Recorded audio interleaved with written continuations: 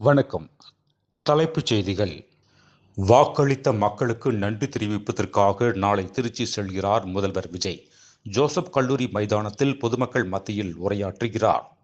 கோடம்பாக்கம் ஆரம்ப சுகாதார நிலையத்தில் திடீர் ஆய்வு நடத்திய அமைச்சர் ஆனந்த் 45 நாட்களுக்குள் அனைத்து கட்டிடப் பணிகளையும் முடிக்க வலியுறுத்தல்.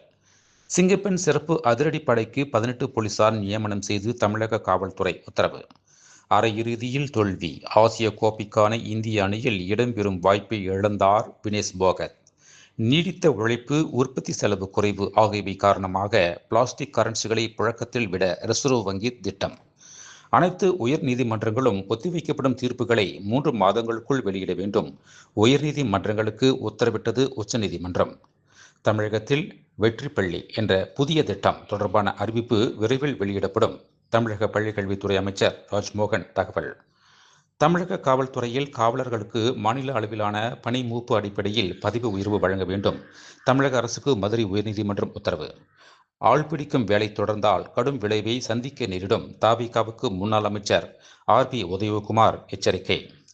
முதல்வர் விஜய் கூறியதைப் போல தமிழக நிதிநிலை தொடர்பாக வெள்ளை அறிக்கையை தயாரிக்கும் பணி நடந்து கொண்டிருக்கிறது.